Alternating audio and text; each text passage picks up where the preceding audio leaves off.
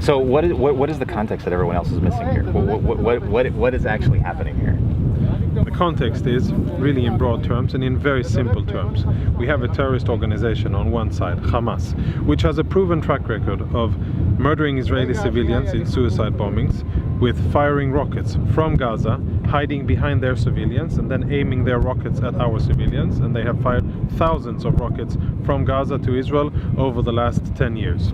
We have that organization controlling Gaza, urging civilians by force, letting prisoners out of jail and forcing students from school to participate in these so-called demonstrations, but that they are in fact riots. We have that going on, a terrorist organization that has a political agenda trying to focus global attention on what's happening in Gaza and to hide their own failures, their mismanagement, their corruption, and the way that they use international aid instead of where it's supposed to be used for reconstructing Gaza for terrorist purposes.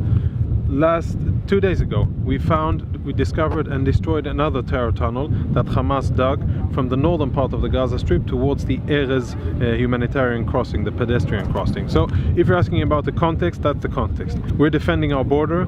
Hamas is inciting violence, and today was by far the most violent day that we have seen over the last 6.5 weeks. Well, I don't understand what they expect to get out of this. Like, they know that they're not going to storm the border. They know they're not going to be sitting in having tea in Jerusalem today. So, like, are they trying to manipulate the media? Is that what they're trying to do by forcing some kind of reaction? Like, what do you think the actual goal is here?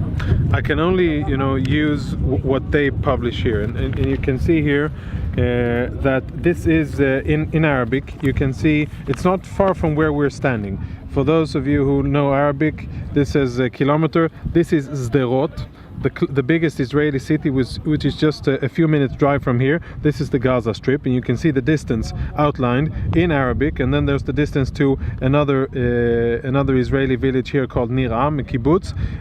That's one example. Another example, Nachal Oz.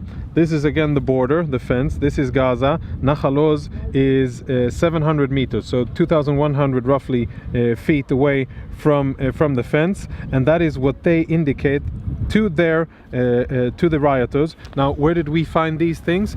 On the official Facebook page of what they call the March of Return. So when you ask me what their purpose is, this is what Yahya Sinwar, the leader of Hamas, has been speaking about. He says that tomorrow, which means this evening, I will be speaking to you from one of the Israeli villages, and they have sent maps, and they have proven that what they want to do is to cross our border. Now, we have taken those threats seriously, and we, the IDF, cannot tolerate a situation where we have a mass, really a large group of people that are incited, that want to attack Israeli civilians. We cannot have them open the fence and allow for terrorists to infiltrate inside and endanger Israeli civilians. So that's what they've been trying to do. We've been defending.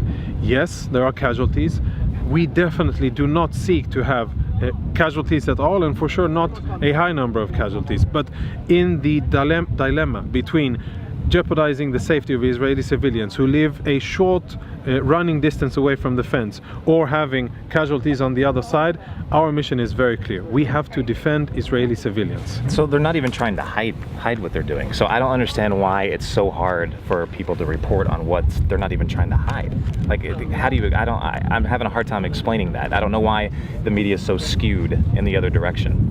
Yeah, it is. It's very hard for me to understand that, especially since this isn't the first event. We've been here now for more than 6 weeks. This charade, this theater of the Hamas has been going on now for more than 6 weeks, where they've been attacking the fence, where they have been using so-called civilian peaceful demonstrators, using them as the cannon fodder, as those who go first, try to tear up our defenses, and then sending terrorist squads in. Just today, we had 3 different attempts by terrorist squads armed with IEDs, trying to place IEDs on the fence in order to blow it up and for terrorists to get inside. That was just right here? That was here, and the biggest attempt was down south in Rafah, the southern part of the Gaza Strip. Those attempts were thwarted by what?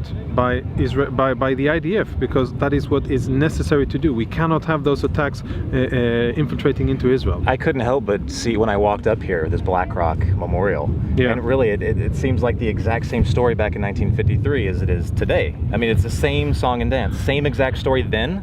You know, terrorists trying to cross over the border and attack. It's same thing. Then it was what we call the Fedain, local gangs. Then it was in these massive numbers of thousands. Today we've had 40,000 rioters that have tried to breach our defenses and assault our villages. And then it was smaller groups of guerrilla-looking or terrorists that had a different modus operandi. But yes, in a nutshell, it's us defending, holding our own, and a terrorist organization that controls 2 million people, urging those people on and trying to infiltrate into Israel and to kill Israeli civilians. We heard reports that there was an airstrike actually in Gaza. Was that in response to actually the leadership? Did that actually happen, or is that a response to get to the leadership? That is true, and what we are trying to signal to the Hamas leadership is that we will not tolerate this level of unprecedented violence. Hamas crossed a threshold today. They exceeded.